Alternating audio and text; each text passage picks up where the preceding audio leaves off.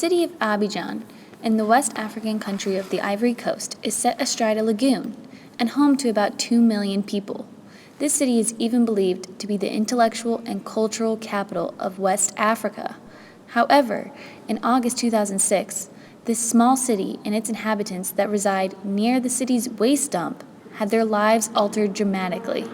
A Dutch cargo ship named Probo Koala illegally dumped an estimated 500 tons of toxic waste in Abidjan's cargo dump on August 19th. This cargo dump contained high concentrations of hydrogen sulfide. Hydrogen sulfide occurs naturally in crude petroleum, natural gases, and hot springs. However, it can also be formulated from the breakdown of organic matter.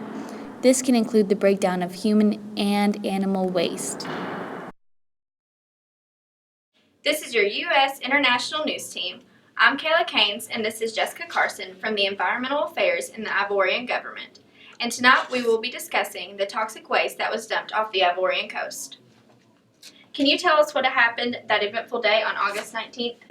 Well, to start, Probo Koala attempted to unload what they claimed to be conventional slops, when in reality it was toxic waste in an Amsterdam terminal. They attempted to wash off leftover residue from a hold with caustic soda. Is this type of rinsing allowed? No, it is not, Caleb. This type of rinsing is also not allowed in U.S., Singapore, or European terminals. It was later discovered that the Ivorian government outlaws this type of washing as well. Did the Amsterdam authorities do anything about this?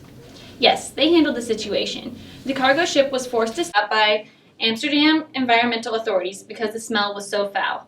They were still unaware of the washing at that point. They were asked to stop solely because of the putrid smell. That sounds awful. Was it thought to be toxic waste, or was it not yet discovered that it was toxic? The Amsterdam Port Service, otherwise known as the APS, realized it could be toxic. Until then, they had to remove the waste or pay a hefty fine from the APS to remove the waste themselves. So they were forced to leave, but how did they end up at the city of Abidjan on the Ivory Coast? Well, once they were forced to leave, the ship Probo Koala moved on to find a new terminal to dump the waste at and ended up at Port Abidjan. Through several backyard maneuvers, the waste was dumped at dozens of sites on the Abidjan area. This is very unfortunate, and it is sad to see that a company did not dispose of its toxic waste properly when the effects to humans are well known. Thank you for being here with us, Jessica. Thank you for having me. When the toxic waste was initially dumped in Abidjan, there was little to no health or social concerns. It was only after villagers begun to show symptoms attributable to hydrogen sulfide poisoning when concerns were raised about the actions made by the Dutch cargo ship Probo Koala. The population that was exposed to the toxic waste were residents in and around the dump site. The waste was dumped in densely inhabited places such as Doku, Akodu, Djibouti, industrial areas, and Plaque.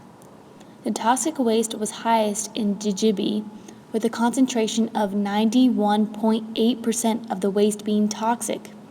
About 2,000 people suffered from various health problems from that area. Inhaling the toxic substance can induce a suspended animation-like state with a 90% decrease in oxygen consumption. This may cause unconsciousness even at a relatively low quantity. This may happen by inhaling as little as 0.05 milligrams per liter of hydrogen sulfide.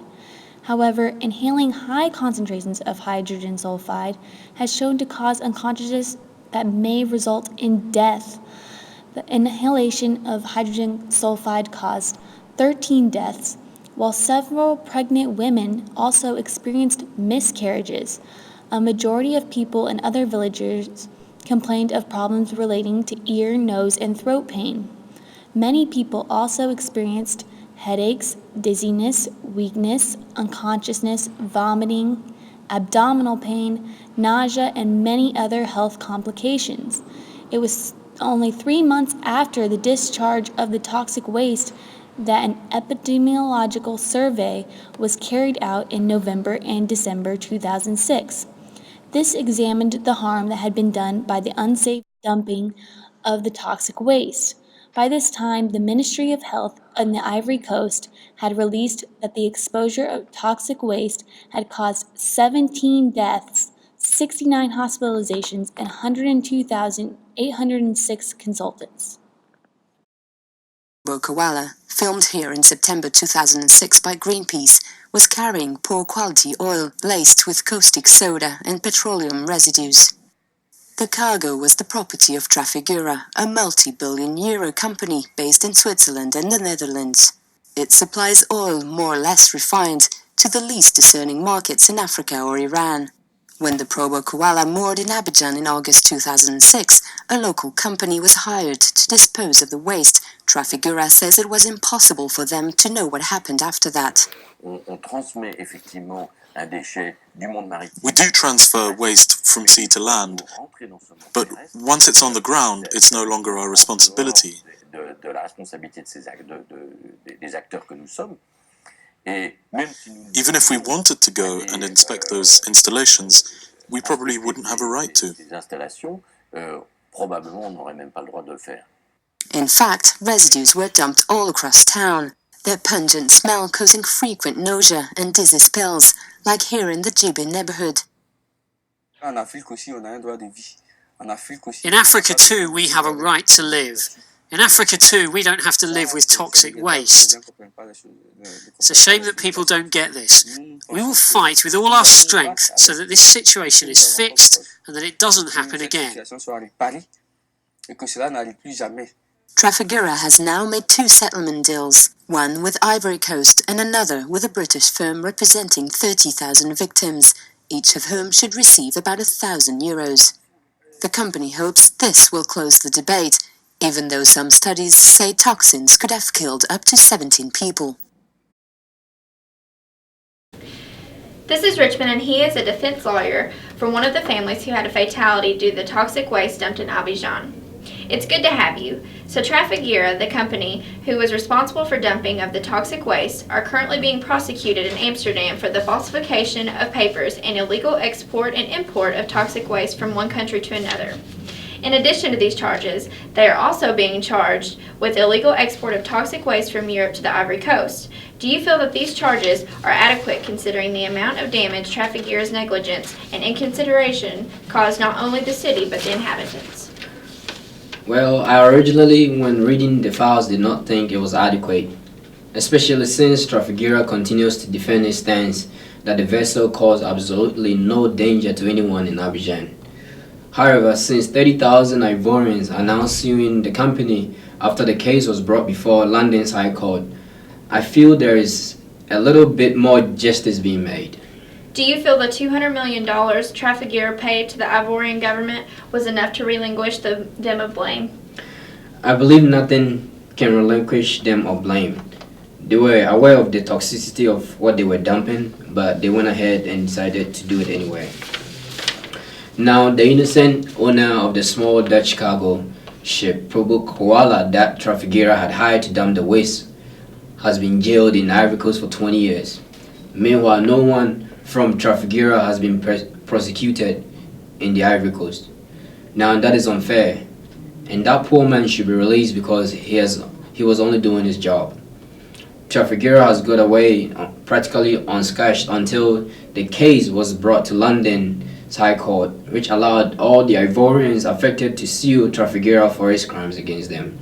I could not agree more. Thank you for being here with us today. Thank you for having me. Throughout our daily lives, nearly every activity we encounter creates and leaves behind some kind of waste in our environment. Households create ordinary garbage. Cars, trucks, and buses emit exhaust gases while in operation.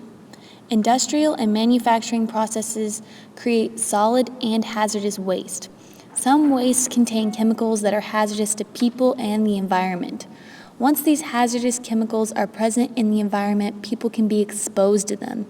Exposure occurs when people have contact with a chemical, either directly or through another substance created with chemicals.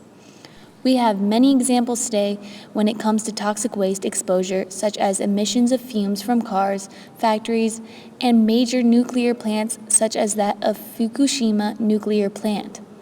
However, regular hazards in the environment have been considered to be a low concern to the overall health of a person.